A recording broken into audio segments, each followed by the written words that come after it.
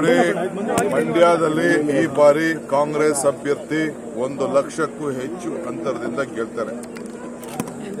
ಒಬ್ಬ ಸಾಮಾನ್ಯ ಕಾರ್ಯಕರ್ತನಿಗೆ ಇವತ್ತು ನಾವು ಗುರುಸಿ ಕಾಂಗ್ರೆಸ್ ಕುಟುಂಬದ ಒಬ್ಬ ಸದಸ್ಯರಿಗೆ ಕೊಟ್ಟಿದ್ದೀವಿ. ಮಂಡ್ಯ ಜನ ಬಹಳ ಬುದ್ಧಿವಂತಿದ್ದಾರೆ, ಪ್ರಜ್ಞಾವಂತಿದ್ದಾರೆ. ಇತಿಹಾಸ ಹೊಸದಾಗಿ ಸೃಷ್ಟಿ ಆಗ್ತಾ ಇದೆ. ರಾಹುಲ್ ಗಾಂಧಿ ಅವರಿಗೆ ಈಗಾಗಲೇ ಸೋಲಿನ ಕನಸು ಬೀಳ್ತಾ ಇದೆ. ಕನಸೆಲ್ಲ ಸತ್ಯವೂ ಗೊತ್ತಾಗ್ಬಿಟ್ಟಿದೆ, ನಾವು ಸೋಲ್ತೀವಿ. ಸ್ವತಃ ಮಮತಾ ಬ್ಯಾನರ್ಜಿಯವರು ಹೇಳ್ಯಾರೆ, ಇಂಡಿಯಾದಾಗ ಕೂಡೋದು, ಆನಂತರ ಹೊರಗಡೆ ಬಂದು ಕಾಂಗ್ರೆಸ್ 40 ಸೀಟ್ ಗೆಲ್ಲಿ 42 ಸೀಟ್ ಗೆಲ್ಲಿ ಅಂತ ಹೇಳೋದು. ಹಾಗಾಗಿ ಕಾಂಗ್ರೆಸ್ಗೆ ಅರ್ಥ ಆಗಿದೆ, ಇವರು ನಮ್ಮನ್ನು ಭಾಳ ಹೋಸರತಕ್ಕಿಂತ ಕಮ್ಮಿ ಜನ ನಮ್ಮನ್ನು ಹೋಸರತಕ್ಕಿಂತ ಕಮ್ಮಿ ಸೀಟ್ನಲ್ಲಿ ಕೂಡಿಸ್ತಾರೆ ಅಂಥೇಳಿ. ಹೋಸರತೆ ಅವ್ರದ್ದು 52 ಇತ್ತು, ಅದಕ್ಕಿಂತ ಕಮ್ಮಿ ಆಗತ್ತಂತ ಅವ್ರಿಗೆ ಗೊತ್ತಾಗಿದೆ. ಸೊ ಅದಕ್ಕೆ ಚುನಾವಣಾ ಆಯೋಗದ ಮೇಲೆ ಗೂಬೆ ಕೊಡಿಸೋದು, ಮಧ್ಯೆ ಇವರು ಕಾಂಗ್ರೆಸ್ನ ಲೀಡರ್ಸ್ ಯಾರು ಲಾಯರ್ ಇದ್ದಾರೆ ಸುಪ್ರೀಂ ಕೋರ್ಟ್ ಮೇಲೆ ದಬಾವ್ ಹಾಕ್ತಾ ಇದ್ದಾರೆ ಅಂತ ವಕೀಲರು ಲೆಟರ್ ಬರೆದಿದ್ದಾರೆ. EVM ಮೇಲೆ ಡೌಟ್ ಕೊಡೋದು, ಎಂಥ ದುರಂತ ನೋಡ್ರಿ ಕಾಂಗ್ರೆಸ್ ಪಾರ್ಟಿದು, ಎಷ್ಟೊಂದು ದ್ವಂದ್ವ ನೀತಿ.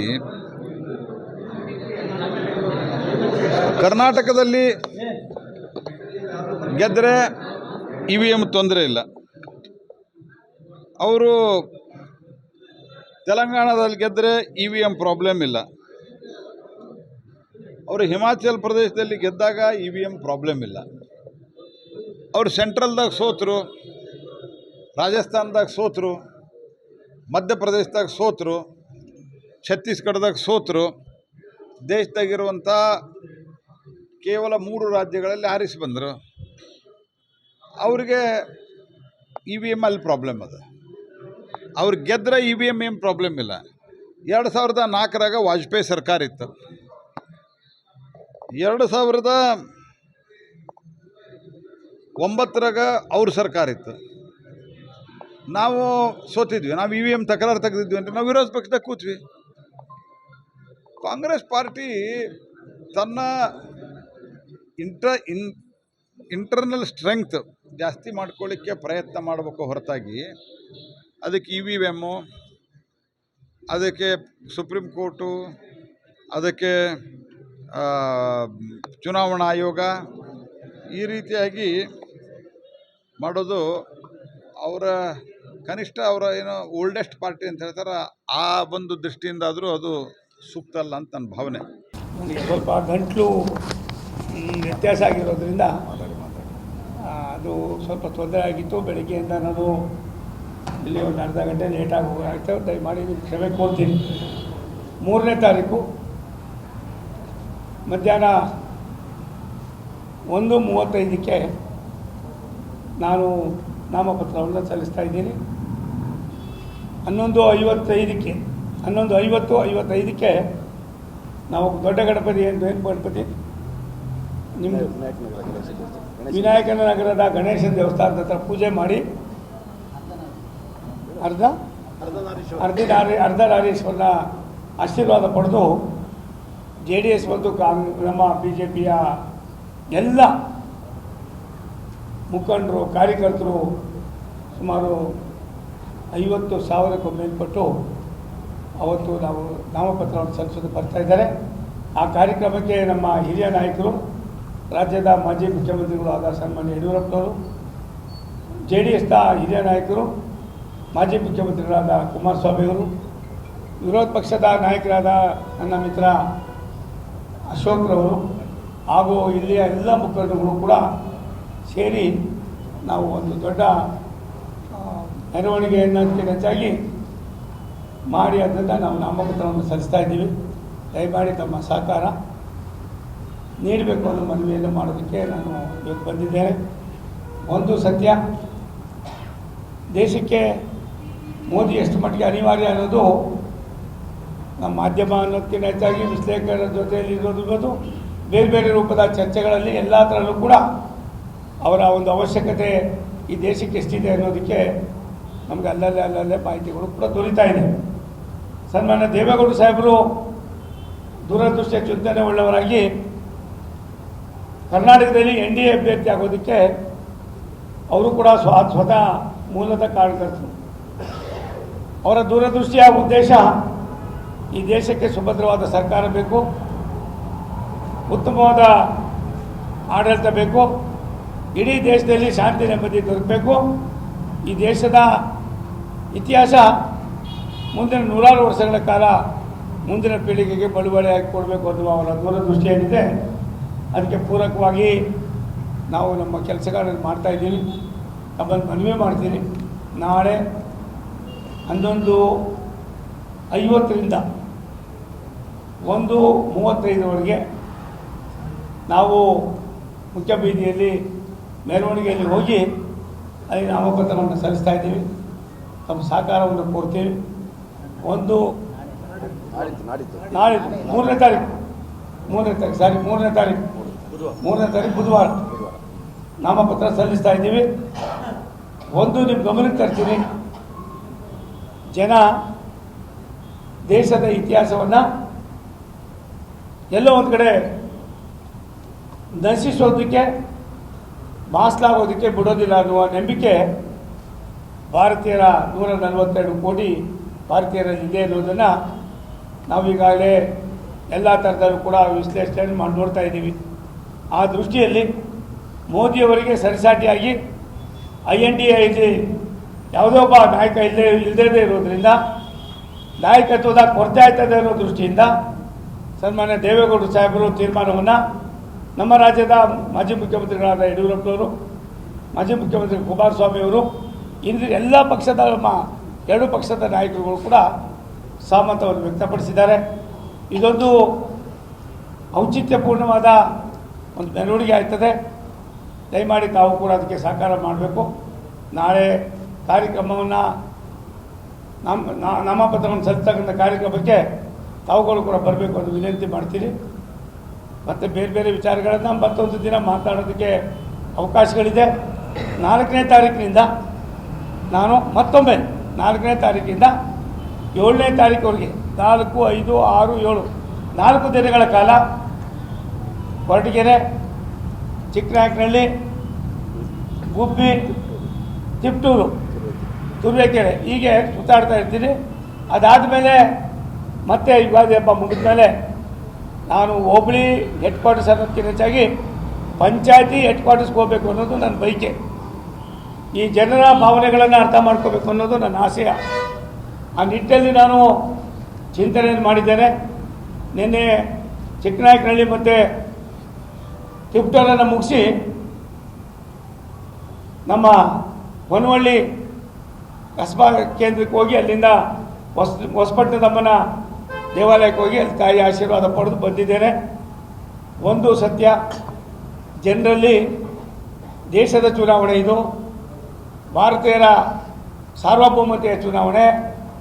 ಈ ಚುನಾವಣೆಗೂ ವಿಧಾನಸಭಾ ಚುನಾವಣೆಗೂ ಈ ಚುನಾವಣೆಗೂ ನಮ್ಮ ಸಿದ್ದರಾಮಯ್ಯನವ್ರ ಗ್ಯಾರಂಟಿಗೂ ಯಾವುದೇ ಸಂಬಂಧ ಇಲ್ಲ. ಈ ಚುನಾವಣೆ ಏನಿದ್ದು ದೇಶಕ್ಕೋಸ್ಕರವಾಗಿ, ಈ ದೇಶವನ್ನು ಮುನ್ನಡೆಸೋಕ್ಕೋಸ್ಕರವಾಗಿ ಇನ್ನೊಬ್ಬ ಆಲ್ಟರ್ನೇಟಿವ್ ನಾಯಕ ಮೋದಿಯವರ ಸರಿಸಾಟಿಯಾಗಿ ಇಲ್ಲದೇ ಇರುವ ಈ ಒಂದು ವಿಪರ್ಯಾಸದ ಸಂದರ್ಭದಲ್ಲಿ, ಸಂದಿಗ್ಧ ಸಂದರ್ಭದಲ್ಲಿ ಮೋದಿಯವರನ್ನು ಮತ್ತೆ ಪ್ರಧಾನಿ ಮಾಡಬೇಕು ಅನ್ನುವ ಸನ್ಮಾನ್ಯ ದೇವೇಗೌಡರ ಅಮಿತ್ ಶಾ ಅವರಿಗೆ ಬಹಳ ದೊಡ್ಡ ಚಾಣಕ್ಯ ಅಂತ ನೀವು ಬಿಂಬಿಸ್ತಿದ್ದೀರಾ. ಅವ್ರು ಇಲ್ಲಿವರೆಗೂ ಕೂಡ ಯಾವುದೇ ರೀತಿಯಾದಂಥ ಅವರ ಒಂದು ರಣತಂತ್ರದಿಂದ ಚುನಾವಣೆ ಗೆದ್ದವರು ಅಲ್ಲ. ಯಾವಾಗಲೂ ಕೂಡ ಆಪರೇಷನ್ ಕಮಲ ಮೂಲಕ CBI, IT, ED ಈ ಏನು ಅವರ ಮುಂಚೂಣಿ ಘಟಕಗಳಿವೆಯಲ್ಲ ಅದನ್ನು ಮುಂದಿಟ್ಕೊಂಡು ಚುನಾವಣೆ ಗೆಲ್ಲೋದು. ಮಹಾರಾಷ್ಟ್ರದಲ್ಲಿ ಏನಾಯಿತು, ಅಸ್ಸಾಂನಲ್ಲಿ ಏನಾಯಿತು, ಮಧ್ಯಪ್ರದೇಶದಲ್ಲಿ ಏನಾಯಿತು, ಕಳೆದ ಬಾರಿ ಎಲ್ಲನೂ ನಮಗೆ ಬಂದಿರೋಂಥ ಶಾಸಕರು ಅವರು ಖರೀದಿ ಮಾಡ್ಕೊಳ್ಳೋದು. CBI, IT, ED ಅಷ್ಟೇ ಅಲ್ವಾ ಅವ್ರದ್ದು? ಅದರಲ್ಲಿ ಏನು ರಣತಂತ್ರ ಇದೆ? ಯಾಕೆ ಅವ್ರಿಗೆ ಪದೇ ಪದೇ ಚಾಣಕ್ಯ ಅಂತ ಹೇಳೋದು? ಅದು CBI, IT, ED ನನ್ನ ಕೈಲೂ ಕೊಡಿ, ನಾನು ಅವಾಗ ಚಾಣಕ್ಯನೇ ಆಗ್ತೀನಿ. ಆದರೆ ಇವ್ರೇನು ಮಾಡಿದ್ದಾರೆ ಅದು ಹೇಳ್ರಿ. ಕರ್ನಾಟಕಕ್ಕೆ ಬರ್ತಾ ಇದ್ದಾರೆ ಗೃಹ ಸಚಿವರು, ಭಾಳ ಸ್ವಾಗತ ತಮಗೆ. ಕನ್ನಡಿಗರಿಗೆ ದಯವಿಟ್ಟು ಯಾವಾಗ ತಾವು ನಮ್ಮ 48 ಲಕ್ಷ ಹೆಕ್ಟೇರ್ ಬೆಳೆ ಹಾನಿದು ಪರಿಹಾರ ಕೊಡ್ತೀರಾ? 18,000 ಕೋಟಿ ರೂಪಾಯಿ ನಮಗೆ ಬರಬೇಕಾಗಿದೆ. ತಮ್ಮ ಅಧ್ಯಕ್ಷತೆಯಲ್ಲಿ ಒಂದು ಮೀಟಿಂಗ್ ಕೂಡ ಇನ್ನೂ ಕೂಡ ಆಗಿಲ್ಲ. NDRF ಅಲ್ಲಿ ನಮ್ಗೇನು ದುಡ್ಡು ಬರಬೇಕು ಅದು ಬರ್ತಾ ಇಲ್ಲ. ಅದನ್ನ ನಾವು ದಯವಿಟ್ಟು ಸ್ಪಷ್ಟವಾಗಿ ಹೇಳಬೇಕಾಗ್ತದೆ. ಮತ್ತೆ ಇನ್ನೊಂದು ತಮಗೆ ಸಮಸ್ಯೆ ಎದುರಾಗಬಹುದು. ಹಳೆ ಬಿಜೆಪಿಯವರು ತಮಗೆ ಗೋ ಬ್ಯಾಕ್ ಅಮಿತ್ ಶಾ ಅಂದ್ಬಿಟ್ಟು ಕೂಡ ಒಂದು ಅಭಿಯಾನವನ್ನ ಪ್ರಾರಂಭ ಮಾಡಬಹುದು. ಸ್ವಲ್ಪ ಎಚ್ಚರಿಕೆಯಿಂದ ತಮ್ಮ ರಣತಂತ್ರ ಇಲ್ಲ, ನಮಗೆ ಪಾಸಿಟಿವ್ ಇದೀವಿ, ಡೇ ಒನ್ಲಿಂದ ಪಾಸಿಟಿವ್ ಇದೀವಿ. ಯಾಕಂದರೆ ಭಾಳಷ್ಟು ಹಲವಾರು ಕಾರಣಗಳಿದ್ದಾವೆ. ರಾಜಕಾರಣ ಗೆಲ್ಲಬೇಕಂದ್ರೆ ಒಂದೇ ಕಾರಣ ಅಲ್ಲ. ಒಂದು, ಮೋದಿಯವರ ಆ್ಯಂಟಿ ಇನ್ಕಂಬರೆನ್ಸಿ ಪ್ರಾರಂಭ ಆಗಿದೆ. ಯಾವುದೇ ರೀತಿಯಂಥ ಬಡವರಿಗೆ ಅನುಕೂಲ ಆಗ್ತಕ್ಕಂಥ ಕಾರ್ಯಕ್ರಮಗಳಾಗಿಲ್ಲ. ನಮ್ಮದು 5 ಗ್ಯಾರಂಟಿಗಳು ಮನೆ ಮನೆಗೆ ಮುಟ್ಟಿದೆ. ಜನ ಅರ್ಥ ಮಾಡ್ಕೊಳ್ತಾ ಇದ್ದಾರೆ. ಆದರೂ ಅವರು ಎಷ್ಟು ಸುಳ್ಳನ್ನು ಹೇಳಲಿಕ್ಕೆ ಪ್ರಯತ್ನವನ್ನು ಮಾಡ್ತಾ ಇದ್ದಾರೆ, ಮಾಡ್ತಾನೆ ಇರ್ತಾರೆ, ಅದೇನು ಹೊಸದಲ್ಲ. ಬಟ್ ಆದರೂ ನನಗೆ ನಂಬಿಕೆ ಇದೆ, ಖಂಡಿತವಾಗ್ಲೂ ಈ ಬಾರಿ ಜನರು ಕಾಂಗ್ರೆಸ್ ಪಕ್ಷವನ್ನು ಬೆಂಬಲಿಸ್ತಾರಂತ ನನಗೆ ಸಂಪೂರ್ಣವಾದ ನಂಬಿಕೆ ಇದೆ. ಅದು ವಿಶೇಷವಾಗಿ ಧಾರವಾಡ ಜಿಲ್ಲೆ ಕೂಡ ಈ ಬಾರಿ ಕಾಂಗ್ರೆಸ್ ಇಲ್ಲಿ ಬಾವುಟ ಹಾರಲಿಕ್ಕೆ ಸಾಧ್ಯತೆ ಇದೆ ಅಂತ ನಾನು ಭಾವಿಸ್ತಾ ಇದ್ದೇನೆ. ಇಲ್ಲ, ಟಾಸ್ಕ್ ನಾನಂತಲ್ಲ, ಎಲ್ಲ ಜಿಲ್ಲಾ ಉಸ್ತುವಾರಿಗಳು ನಾವು ಒಂದು ಮುತುವರ್ಜಿ ವಹಿಸ್ತೀವಿ ನಾವು ಹೊರತು ನಮ್ಮದೇ ಅಂತಾರಲ್ಲ. ಎಲ್ಲರನ್ನ ಕಲೆಕ್ಟಿವ್ ಅಲ್ಲ. ಪೊಲಿಟಿಕ್ಸ್ ಅಂದಮೇಲೆ ಪಾರ್ಲಿಮೆಂಟ್ ಎಲೆಕ್ಷನ್ ಯಾರು ಒಬ್ಬರ ನೇತೃತ್ವದಲ್ಲಿ ನಡೆಯೋಕ್ಕಾಗೋದಿಲ್ಲ. ಎಲ್ಲರೂ, ಎಲ್ಲ ಪಕ್ಷದ, ಎಲ್ಲ ಸಮಾಜದ ಮುಖಂಡರುಗಳು ನಾವು ಜೊತೆಗೆ ತೊಗೊಂಡು ಹೋಗಿ ಚುನಾವಣೆ ಮಾಡಬೇಕಾಗತ್ತೆ. So yes, I might be leading it, but it's without them I am zero. Without all other leaders, without all our ನಮ್ಮ ಕಾಂಗ್ರೆಸ್ ಕಾರ್ಯಕರ್ತರೆಲ್ಲರಿಗೆ ನಾನು ಝೀರೋ ಇದ್ದೀನಿ. ಸೊ ಎಲ್ಲರನ್ನ ತೊಗೊಂಡು ಹೋಗ್ತಕ್ಕಂಥದ್ದು ನಮ್ಮ ಕಾಂಗ್ರೆಸ್ ಪಕ್ಷದ ಸಿದ್ಧಾಂತ. ಅದರಲ್ಲಿ ನನ್ನ ನಂಬಿಕೆ ಇದೆ. ಕ್ಷೇತ್ರಗಳಲ್ಲಿ ಏಕೈಕ ಒಬ್ಬ ಕಾಂಗ್ರೆಸ್ನ ಶಾಸಕನಾಗಿ ನಾನು ಆಯ್ಕೆಯಾದೆ. ಅವತ್ತಿಂದ ಎಲ್ಲ ತಾಲೂಕಿನಲ್ಲೂ ಕೂಡ ನಾನು ನಮ್ಮ ಮುಖ್ಯ ವಿರೋಧ ಪಕ್ಷದ ನಾಯಕರು ಅವರು ಎಲ್ಲ ಬಂದಾಗ ಶಾಸಕರಾಗಿದ್ದು ಎಲ್ಲರಿಗೂ ಪರಿಚಯ ಇರ್ತೀವಿ. ಎಲ್ಲ ಕಾರ್ಯಕ್ರಮಗಳಲ್ಲಿ ಎಲ್ಲದೂ ನಾವು ಭಾಗವಹಿಸ್ತೀವಿ. ಇದರಿಂದಾಗಿ ನಾವು ಇದನ್ನೆಲ್ಲ ಗುರುತಿಸಿ ಜೊತೆಗೆ ಈ ಒಂದು ಲೋಕಸಭೆಯಲ್ಲಿ ಸ್ಪರ್ಧಿಸಲಿಕ್ಕೆ ನನಗೆ ಭಾಳ ಖುಷಿ ಆಗ್ತಾ ಇದೆ.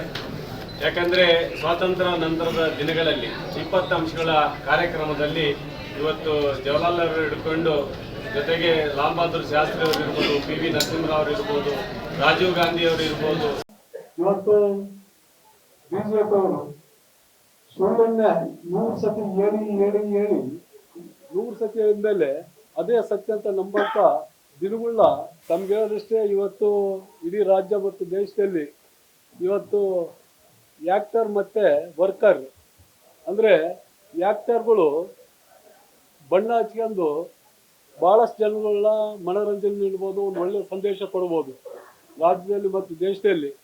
ವರ್ಕರ್ ಅಂದ್ರೆ ಇಡೀ ರಾಜ್ಯದಲ್ಲಿ ಇವತ್ತು ರೈತರಿರ್ಲಿ, ದೀನ ದಲಿತರಿರ್ಲಿ, ಅದೇ ರೀತಿ ಹಿಂದುಳಿದವರಿರ್ಲಿ, ಇವ್ರಿಗೆಲ್ಲ ಕೆಲಸ ಮಾಡೋಂಥ ನಿಟ್ಟಿನಲ್ಲಿ ಇವತ್ತು ವರ್ಕರ್ ಕೆಲಸ ಮಾಡ್ಬೋದು. ಅಂದ್ರೆ ಆಕ್ಟರ್ ಅಂದ್ರೆ ಈ ನಮ್ಮ ಬಿಜೆಪಿ ಅವರು ಯಾವ ರೀತಿ ಡ್ರಾಮಾ ಮಾಡಬೇಕು, ಯಾವ ರೀತಿಗಳಲ್ಲಿ ಜನಗಳಿಗೆ ಮೋಸ ಮಾಡಬೇಕು, ಯಾವ ರೀತಿಯಲ್ಲಿ ಈ ಬಿಜೆಪಿ ಅವರು ಜನಗಳನ್ನ ನಂಬಿಸಿ ವೋಟ್ ಹಾಕ್ಸಲು ಸುಮಾರು 10 ವರ್ಷ ಅಧಿಕಾರ ಅನುಭವಿಸಿದ್ದಾರೆ.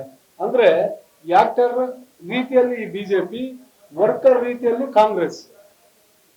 ಇವತ್ತು ನಿಜವಾಗಿ ನಾವು 5 ಜನ ಶಾಸಕರಿದ್ದೀವಿ. ಯಾವತ್ತು ಕೂಡ ಕ್ಷೇತ್ರ ಬಿಟ್ಟು ಯಾವತ್ತು ಕೂಡ ನಾವು ಹೋಗೋದಿಲ್ಲ.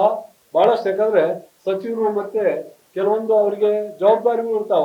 ಇವತ್ತು ನಾವು ಎಷ್ಟು ಜನ ಶಾಸಕರು ನಾವು ಗೆದ್ದಿದ್ವಿ. ನಾವು ಪ್ರಾಮಾಣಿಕವಾಗಿ ಇವತ್ತು ಪ್ರತಿ ಕ್ಷೇತ್ರದಲ್ಲಿ ನಿಂತ್ಕೊಂಡು ಕೆಲಸ ಮಾಡ್ತಾ ಇದ್ದೀವಿ.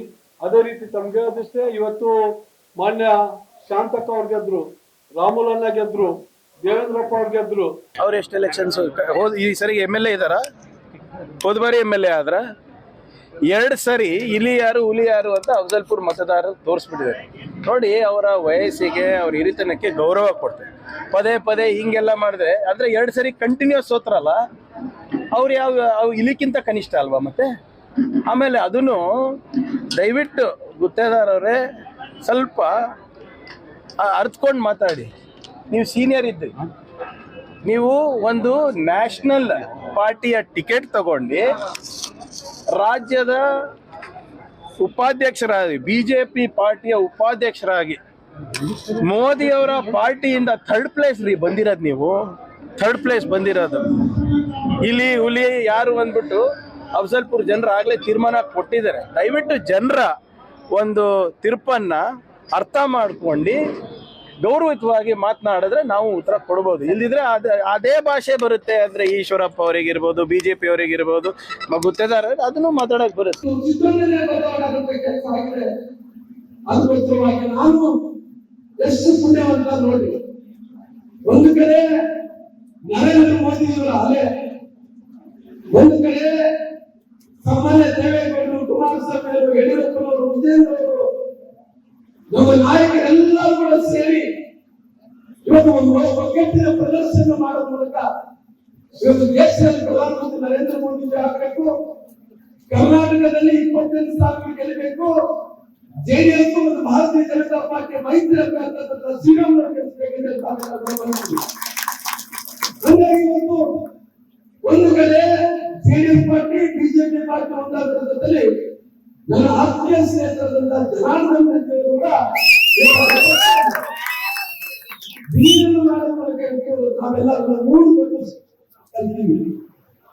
ಅದಕ್ಕೋಸ್ಕರವಾಗಿ ಇವತ್ತು ಮೂರು ಶಕ್ತಿಗಳನ್ನು ಸೇರಿ ಕಾಂಗ್ರೆಸ್ ಪಕ್ಷವನ್ನು ಏನು ಬೇರೆ ಬೇರೆ ಕಾರಣಗಳಿಂದ ಅಧಿಕಾರಕ್ಕೆ ಬಂದಿದೆಯೋ ಆ ಅಧಿಕಾರದಿಂದ ಬಂದು ಇವತ್ತು ಎಲ್ಲ ರೀತಿಯ ಸುಮಾರು 1 ವರ್ಷಗಳ ಕಾಲ ಏನು ಸರ್ಕಾರ ನಡೆಸ್ತಾ ಇದ್ರು, ಎಲ್ಲ ಈ ರಾಷ್ಟ್ರದಲ್ಲಿದ್ದಂತ ಜನ ಪ್ರಣಿಮಿಡಿತನ್ನ ವಿಶ್ವಾಸವನ್ನು ಕಳ್ಕೊಳ್ಳುವಂತ ಕೆಲಸ ಆಗಿದೆ.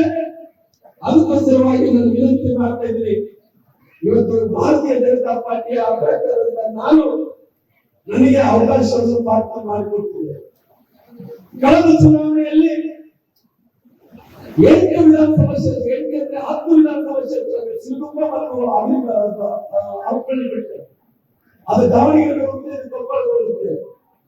10 ವಿಧಾನಸಭಾ ಕ್ಷೇತ್ರದಲ್ಲಿ ನಮ್ಮ ನೇಮರಾಜ ನಾಯಕರು ಮೈತ್ರಿಯಿಂದ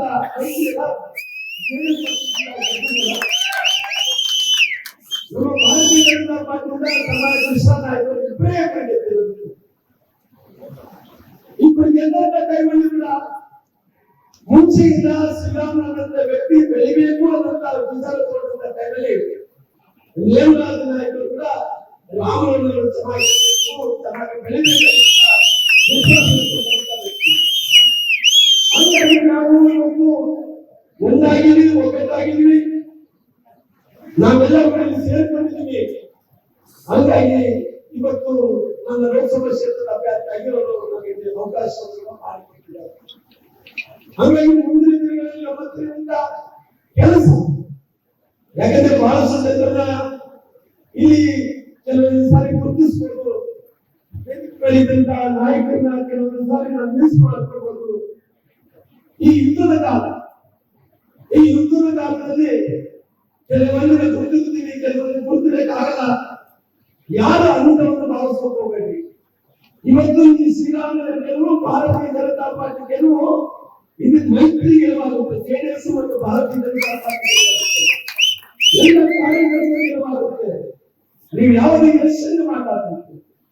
ಸುಮಾರು ಬಳ್ಳಾರಿ ಜಿಲ್ಲೆಯಲ್ಲಿ 35 ವರ್ಷಗಳ ಕಾಲ ರಾಜಕಾರಣ ಮಾಡ್ಕೊಂತ ಬಂದಿಲ್ಲಿ, ಬೇರೆ ಬೇರೆ ಕಾರಣದಿಂದ ಮೊನ್ನೆ ಚುನಾವಣೆಯಲ್ಲಿ ಸೋತಿರ್ತೀವಿ. ಆದರೆ ಒಂದು ಕಡೆ ಕಾಂಗ್ರೆಸ್ ಷಡ್ಯಂತ್ರವನ್ನು ಮಾಡಿ ಅವರು ರಾಮನವರನ್ನ ಶಾಶ್ವತವಾಗಿ ರಾಜಕಾರಣದಿಂದ ದೂರ ಇಡಬೇಕಂತ ಕಾರಣದಿಂದ ಇವತ್ತು ಒಂದು ಕಡೆ ಕಾಂಗ್ರೆಸ್ನ ಅಧಿಕಾರದಲ್ಲಿದ್ದಂತ ಮಂತ್ರಿಗಳು ಒಂದೊಂದು ಪಂಚಾಯತಿ ಒಂದೊಂದು ಮಂತ್ರಿನ ಆಗ್ತಾ ಇದ್ದಾರೆ. ಒಂದೊಂದು ಪಂಚಾಯತಿ ಒಂದೊಂದು ಮಂತ್ರಿ ಆಗ್ತಾರೆ. ಅವ್ರು ಎಲ್ಲಿ ಏನಾಗುತ್ತೆ ಗೊತ್ತಿಲ್ಲ. ಅದೇ ಬಳ್ಳಾರಿಯಲ್ಲಿ ಕಾಂಗ್ರೆಸ್ ಗೆಲ್ಲಬೇಕಂತ ಅವರು ಒಂದು ರೀತಿಯ ಹಠಾತ್ ಸಂಕಲ್ಪವನ್ನು ಮಾಡಿಕೊಂಡಾರೆ. ಇವತ್ತು ಕಾಂಗ್ರೆಸ್ ಮತ್ತು ಅವ್ರೇನು ಸಂಕಲ್ಪ ಮಾಡಿದಂತ ಮಂತ್ರಿಗಳಾಗಿರ್ಬೋದು, ಶಾಸಕರಾಗಿರ್ಬೋದು, ಅವರೆಲ್ಲರೂ ಒಳ್ಳೆಯದಾಗಲಿ. ನಾನು ಯಾವುದು ಕೂಡ ಲೆಕ್ಕ ಮಾಡಕ್ ಹೋಗಲ್ಲ, ಬಂದಿಲ್ಲ. ನೀವು ನಾವು ಎಲ್ಲರೂ ಕೂಡ ಗೊತ್ತಾದ್ರೆ ಅವ್ರು ಎಷ್ಟೇ ಮಾಡೋಣ. ಅದಕ್ಕೋಸ್ಕರವಾಗಿ ನಮ್ಮ ಶಕ್ತಿಯನ್ನು ತೋರಿಸಬೇಕಾಗಿದೆ. ಮುಂದಿನ ದಿನಗಳಲ್ಲಿ ಈ ಗೆಲುವನ್ನು ಸಾಧಿಸಿಕೊಳ್ಬೇಕಾಗಿದೆ. ಆ ಗೆಲುವಿನಲ್ಲಿ ನೀವೆಲ್ಲ ಒಂದು ರೀತಿ ಸುಧಾಕರ್ ಅವ್ರನ್ನ ತಮ್ಮನ್ನು ಭೇಟಿ ಮಾಡ್ತಾರಂತೆ ಸರ್ ಅಂತಂದ್ರು. ನನಗೆ ಯಾರು ಏನು ಹೇಳಿಲ್ವಲ್ಲಪ್ಪ, ವಿಷಯನೇ ಹೇಳಿಲ್ಲ. ಮತ್ತೆ ನಾನು ಒಬ್ಬನೇ ಭೇಟಿ ಮಾಡಲ್ಲ, ನಾನು ಮುಖಂಡರು ಎಲ್ಲರ ಜೊತೆಯಲ್ಲೇ ನಾನು ಭೇಟಿ ಮಾಡಬೇಕಾಗಿರೋದು. ಒಬ್ಬನ ಜೊತೆಯಲ್ಲೇ ಭೇಟಿ ಮಾಡಿದ್ರೆ ಸಂದೇಶ ತಪ್ಪು ಆಗ್ತದೆ. ನಾವೇನಿದ್ರು ಒಟ್ಟಾಗಿ ತೀರ್ಮಾನ ತಗೊಳಂಥವ್ರು. ಇವತ್ತು ನಾವು ಸಂಜೆ ಮೀಟಿಂಗ್ ಸೇರ್ತಾ ಇದ್ದೀವಿ, ನಾವು ಅಲ್ಲಿ ತೀರ್ಮಾನ ತಗೊಂತೀವಿ ಅಂತಕ್ಕಂಥ ಮಾತನ್ನು ಹೇಳಿದ್ವಿ. ಕೊನೆಗೆ ಈಗ ಮನೆ ಬಿಡ್ತಾವ್ರೆ ಅಂತಂದ್ರು. ನನಗೆ ಮಾಹಿತಿ ಇಲ್ಲ ಅಂತಂದ್ರೆ ನಾನು ಭೇಟಿ ಮಾಡಲ್ಲ ರೀ ಅಂತೇಳಿ ನಾನು ಹೋಗಿ ಸ್ನಾನ ಮಾಡಿದೆ. ಅದಾದ್ಮೇಲೆ ನಾನು ಬೇರೆ ಬೇರೆ ಕಾರ್ಯಕ್ರಮಗಳಿಗೆ ಹೊರಟೆ. ನೀವು ಆದ್ಮೇಲೆ ನೀವು ಕೆಲವರೆಲ್ಲ ಫೋನ್ ಮಾಡಿದ್ರಿ ಸರ್ ಈಗ ಬರ್ತಾ ಇದ್ದಾರೆ ಇಲ್ಲ ಅಂತೇಳಿ. ಆದರೆ ಮಾಧ್ಯಮಗಳಲ್ಲಿ ಅವ್ರು ಬರಬೇಕಾದಾಗ ಒಬ್ಬ ಕಾರ್ಯಕರ್ತನೋ ಇಲ್ಲ ಒಬ್ಬ MLA ಭೇಟಿ ಮಾಡಬೇಕಾದಾಗ ಸಹಜವಾಗಿ ಬರಬೇಕು. ಮಾಧ್ಯಮದವ್ರಿಗೆಲ್ಲ ಸಂದೇಶವನ್ನು ಕೊಟ್ಟು ಒಂದು 10-15 ಜನ ಮಾಧ್ಯಮದವ್ರನ್ನ ಕರ್ಕೊಂಬಂದು ಇಲ್ಲಿ ದೊಡ್ಡ ಪಬ್ಲಿಸಿಟಿ ಮಾಡುವಂಥ ಮತ್ತು ಏನೋ ಒಂದು ರೀತಿಯಾದಂಥ ಸಿಂಪತಿ ಕ್ರಿಯೇಟ್ ಮಾಡುವಂಥ ಅವಶ್ಯಕತೆ ಇರಲಿಲ್ಲ. ನಾವೇ ಕರಿತೀವಿ, ನಾವು ಕರೆಯಲ್ಲ ಅಂತೇನು ನಾವು ಹೇಳಲಿಲ್ಲ. ನಮ್ದೊಂದು ಸಿಸ್ಟಮ್ ಐತೆ, ನಮ್ಮ ಯಲಹಂಕ ಲೀಡರ್ಸಲ್ಲಿ ಒಂದು ಸಿಸ್ಟಮ್ ಐತೆ. ಫಸ್ಟ್ ನಾವು ಕುತ್ಕೊಂತೀವಿ, ಯಾವ ಥರ ಕಾರ್ಯಕ್ರಮ ಮಾಡಬೇಕು ಏನು ಅನ್ನೋದ್ರ ಬಗ್ಗೆ ನಾವು ಚಿಂತನೆ ಮಾಡ್ತೀವಿ. ಮತ್ತು ಇವ್ರು ಇನ್ನು ಈಗ ಪ್ರವಾಸ ಮಾಡ್ತಾವ್ರೆ. ನಮ್ದು ಯಲಹಂಕದಲ್ಲಿ 5-6 ಮೀಟಿಂಗ್ ಮುಗಿಸ್ಬಿಟ್ಟಿದ್ದೀವಿ ಆಲ್ರೆಡಿ. ನಾಳೆ ಎಲೆಕ್ಷನ್ ಆದರೆ ಬೆಳಗ್ಗೆ ನಾವು ವೋಟಿಂಗ್ ಮಾಡೋದಕ್ಕೂ ಸಿದ್ಧತೆಗಳು ಅಷ್ಟು ವ್ಯವಸ್ಥಿತವಾಗಿ ನಾವು ಮಾಡಿ ಇಟ್ಕೊಂಡಿದ್ದೀವಿ. ಯಾವತ್ತೂ ನಮ್ಮಲ್ಲಿ ಯಲಹಂಕದಲ್ಲಿ ಹೇಳಿ ನಾವು ಮಾಡೋದಿಲ್ಲ, ಪ್ರತಿಯೊಂದಕ್ಕೂ ನಾವು ಸಿದ್ಧತೆಗಳನ್ನು ಮಾಡಿ ಇಟ್ಕೊಂಡಿದ್ದೀವಿ. ಮತ್ತು ಇಡೀ ವಿಧಾನಸಭಾ ಚುನಾವಣೆಗೂ ಬಂದ ನಮ್ಮ ಮನೆಯವರು ಕೆಲವರು ಹೇಳ್ತಾರೆ ಅಡುಗೆ ಮಾಡೋ ಹೆಣ್ಣು ಯಾಕೆ ಬರಬೇಕು ಅಂತ. ನಿಮ್ಮಲ್ಲಿ ಯಾರು ಅಡುಗೆ ಮಾಡದೆ ಎಂಟರದಲ್ಲಿ ನೋಡ್ರಪ್ಪ ಯಾರಲ್ಲಿ ಇವ್ರು ಕೈ ಎತ್ತರ ಮನೆಗೆ ನನ್ನ ಹೆಂಡತಿ ಅಡುಗೆ ಮಾಡಲ್ಲ ಅಂತ ಕೈ ಎತ್ತರ ನೋಡೋಣ. ಎಲ್ಲರ ಮನೆಗೂ ಅಡುಗೆ ಮಾಡ್ತಾರೆ. ಹೈಟೆಕ್ನಾಗೆ ಇರೋರು ಎಲ್ಲ ಹೋಟ್ಲಿಂದ ತರಿಸ್ಕೊಳ್ಳೋರು, ಇಲ್ಲಿ ಯಾರನ್ನೆಲ್ಲ ಮಾಡ್ಕೊಂಡು ತಿನ್ನೋ ಅಂತಾರೆ ಮಾತ್ರ ಅಡುಗೆ ಮಾಡಲ್ಲ. ಇನ್ನೆಲ್ಲ 95% ಎಲ್ಲರ ಮನೆಯೂ ಕೂಡ ಅಡುಗೆ ಮಾಡೇ ಮಾಡ್ತಾರೆ ಹೆಣ್ಮಕ್ಳು. ಇದು ಜ್ಞಾಪಕ ಇಟ್ಕೊಳ್ರಿ. ಈ ರೀತಿಯಾಗಿ ಇವತ್ತು BJP ಅಭ್ಯರ್ಥಿಯನ್ನ ಕೆಳಿಸುವ ಮೂಲಕ ಅದು ವೈರಲ್ ಹೆಂಗಾಗಿದೆ ಅಂದ್ರೆ ಇಂಟರ್ನ್ಯಾಷನಲ್ ವರೆಗೂ ಹೋಗಿದೆ. ಇವತ್ತು ದೇಶದಲ್ಲೆಲ್ಲರೂ ಕೂಡ ಅದು ಖಂಡನೆ ಮಾಡ್ತಾ ಇದ್ದಾರೆ. ಇವತ್ತು ಹೆಣ್ಮಕ್ಳಿಗೆ ಈ ರೀತಿ ಆಗೋದು. ಇವತ್ತು ಹೆಣ್ಮಕ್ಳು ಇವತ್ತು ವಿಮಾನವನ್ನು ಸಂಚರಿಸ್ತಾರೆ, ವಿಮಾನವನ್ನು ಡ್ರೈವ್ ಮಾಡ್ತಾರೆ, ಪೈಲಟ್ ಆಗಿದ್ದಾರೆ, ರಾಕೆಟ್ ಬಿಡುಗಡೆ ಮಾಡ್ತಾರೆ, ಗೋಡೆಯಲ್ಲಿ ಬಂದು ಕಾಯ್ತಾರೆ ಹೆಣ್ಮಕ್ಳು, ಚಂದ್ರಯಾನಕ್ಕೆ ಹೋಗ್ತಾರೆ ಹೆಣ್ಮಕ್ಳು. ಇವತ್ತು ಹೆಣ್ಮಕ್ಳು SP ಆಗಿದ್ದಾರೆ. ನಮ್ಮ ಜಿಲ್ಲೆಗೆ ಹೆಣ್ಮಕ್ಳು SP. ಅಡುಗೆ ಮಾಡಲು ಯಾಕೆ SP ಆದ್ರು ಅಂದ್ರೆ ಏನು ಹೇಳ್ಬೇಕಾದ್ರೆ ಕೂತರ. ಇವತ್ತು ನಾವು ಪ್ರಚಾರಕ್ಕೆ ಚಾಲನೆ ಕೊಡ್ತಾ ಇದ್ವಿ. ಮಾಜಿ ಸಂಸದರು ಹಾಲಿ ಆಹಾರ KH ಮುನಿಯಪ್ಪ ಅವರು ಸಹ ಆಶೀರ್ವಾದ ಮಾಡಿದ್ದಾರೆ. ನಾನು ಮುಂದಿನ ದಿವಸಗಳಲ್ಲಿ ಅದರಿಂದ ನಾವೆಲ್ಲ ಒಗ್ಗಟ್ಟಾಗಿ ಕೋಲಾರ ಕ್ಷೇತ್ರದಲ್ಲಿ ಕಾಂಗ್ರೆಸ್ ಅಭ್ಯರ್ಥಿಯನ್ನ ಗೆಲ್ಲಿಸಲಿಕ್ಕೆ ಕಾಂಗ್ರೆಸ್ ಅಭ್ಯರ್ಥಿಯ ಪರವಾಗಿ ನಾವು ಈ ಚುನಾವಣಾ ಕಾರ್ಯಕ್ರಮವನ್ನು ಹಮ್ಮಿಕೊಂಡಿದ್ವಿ. ಸರ್, ಅಭ್ಯರ್ಥಿ ಇಬ್ರು ಜಗಳ ಸರ್ ಈ ಕಡೆ ನೋಡ್ಕೊಂಡು ಮಾತಾಡಿ ಸರ್. ಸೆಂಟರ್ಗೆ ಯಾವತ್ತೂ ಇಲ್ಲ. ಆಂತರಿಕ ಪ್ರಜಾಪ್ರಭುತ್ವದಲ್ಲಿ ನಂಬಿಕೆ ಇಟ್ಟಂತ ಪಕ್ಷ ಕಾಂಗ್ರೆಸ್ ಪಕ್ಷ. ಎಲ್ರಿಗೂ ಸೀಟ್ ಕೇಳುವಂತ ಅಧಿಕಾರ ಇದೆ. ಅದೇ ತರ ಹಲವಾರು ಜನ ಇದಕ್ಕೆ ಅಪ್ಲಿಕೇಶನ್ಸ್ ಹಾಕಿದ್ರು, ಅದು ಟಿಕೆಟ್ ಕೊಡಕ್ಕಾಗದು ಒಬ್ಬರಿಗೇನೆ. ಮುನಿಯಪ್ಪ ಸಾಹೇಬ್ರು ಈಗಾಗಲೇ ಹೇಳಿದ್ದಾರೆ, ಯಾರಿಗೆ ಟಿಕೆಟ್ ಕೊಟ್ಟರು ನಾನು ಸಹಾಯ ಮಾಡ್ತೀನಿ ಅಂತ ಹೇಳಿದ್ದಾರೆ. ನಮ್ಮ ಅಭ್ಯರ್ಥಿ ನಮ್ಮ ಗೌತಮ್ ಕುಮಾರ್ ಅವರು ಹೋಗಿ ಭೇಟಿ ಮಾಡಿದ್ದಾರೆ ಮುನಿಯಪ್ಪ ಅವ್ರಿಗೆ. ನಿನ್ಗೆ ಸಹಾಯ ಮಾಡ್ತೀನಿ, ಆಶೀರ್ವಾದ ಮಾಡಿದ್ದೀನಿ, ನೀನು ಗೆದ್ಕಮ್ಮ ಅಂತ ಹೇಳಿದ್ದಾರೆ.